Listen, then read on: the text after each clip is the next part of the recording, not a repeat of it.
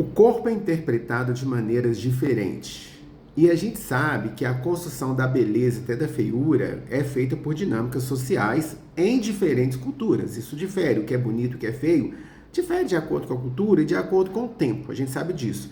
Ao longo da história, o padrão de beleza ele foi ficando diferente. No caso da mulher, por exemplo, a beleza já foi social, doméstica, do lar, era tão lindo, né? Mas essa mulher, né, ascendeu para o mercado, mas mesmo assim os mecanismos de controle, né, Pierre Bourdieu e Naomi Volk são dois pesquisadores do tema, desde os finais dos anos 90, começo dos anos 2000, a gente que lê esses trabalhos entende que há todo um processo de dominância, né, da mulher, por exemplo, com os padrões estéticos. Então a gente sabe que o ideal de beleza, ele passa sim por construções sociais e políticas.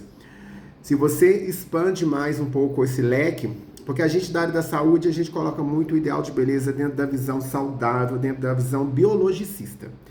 Né? A circunferência tal, interleucina tal, né? Proteínas inflamatórias e não sei o que, a celulite, a gordura e tal. E vai dando os nomes bioquímicos. Mas se você entende um pouco mais, sai da bolha biologicista, você começa a entender que tem domínio social e político em cima disso aí.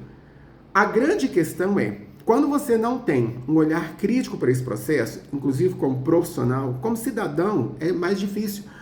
Porque as pessoas não estão nessa área, elas estão sendo simplesmente atacadas pelos modelos que são ditados, né? Não sabendo elas que são modelos sociopolíticos. Para o homem também. Há o ideal de beleza masculino também, né? Como imponência. A gente fala que a mandíbula, é colocado que a mandíbula, você vê tantos empresários fazendo harmonização, porque o queixo mais para frente, a mandíbula, o músculo do masseter aqui, ele te dá mais moral, né? Te dá mais autoridade, a altura, a circunferência do braço. Pra gente que é da área da saúde, espera-se que isso seja bem discriminado, bem conhecido, mesmo você estando sujeito ao julgo, tá? O problema é quando isso afeta emocionalmente, e isso cai na saúde emocional, na saúde mental, né? Que tem a ver com saúde emocional, social, psiquiatra. Saúde mental é um espectro bem grande.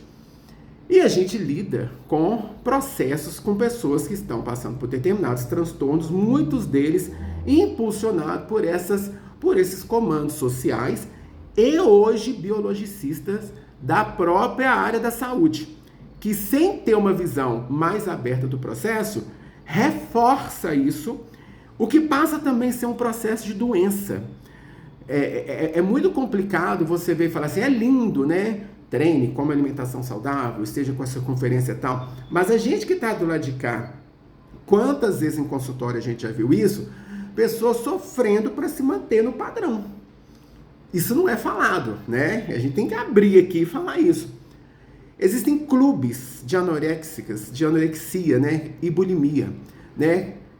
Eu tenho um material que é antigo, desses clubes, onde se colocava as métricas, né? Esses materiais eram da época do YouTube, do Orkut ainda e tal, mas você não deve comer algo que engorda sem se punir depois. Mas hoje a gente vê pessoas falando, come e cospe, né? Inclusive isso ainda está fazendo parte. Ser magra está no feminino porque é muito representante das meninas, né? Mas os meninos também têm. Ser magra é mais importante do que ser saudável. Ser magra é a coisa mais importante que existe. Não engula, morda, mastigue e jogue fora. Durma pouco. Dessa forma você queima mais calorias. Quantos casos de pessoas com transtorno mental de anorexia fazem ginástica na cama, né?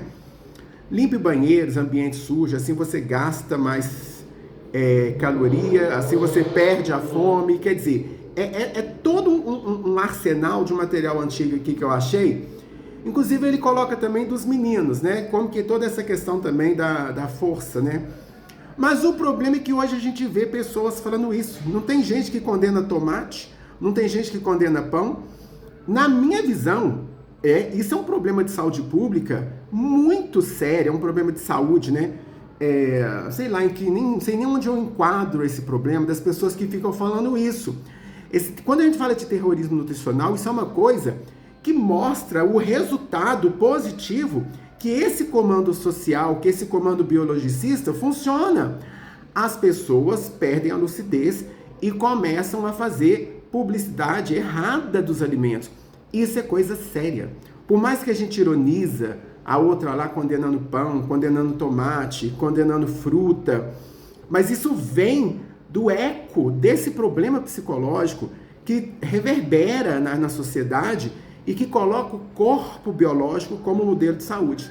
E as pessoas passam de ter o corpo social, por exemplo, né? A gente sabe que a questão da obesidade, sim, ela tem problemas, né, clínicos, mas do outro lado também há um problema tal qual, onde a gente que está na área da saúde tem que ver quando você está diante de um cliente, de um paciente, soando esse processo, que soa esse processo de um desvio na qualidade de vida em função de um sofrimento para se manter dentro dos padrões biologicistas e até sociais, a gente ter capacidade de conseguir virar a chave. Isso exige treinamento. Não é só ficar falando palavras de autoajuda, que inclusive piora. Todo mundo sabe como que eu sou com esse negócio de autoajuda, eu tenho pavor disso, porque isso simplesmente reforça o modelo se isso não é colocado dentro de uma maneira técnica.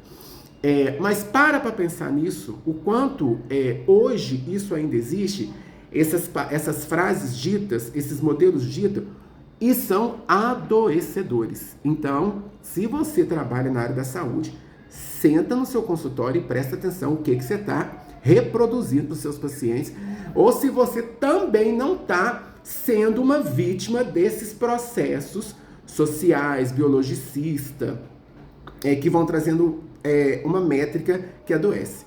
Tanto é isso que hoje a gente sabe que o excesso desse enquadramento, desse engessamento estético, está reverberando na mente. E não tá legal, né? Todo mundo sabe que os problemas, eles são bem complexos.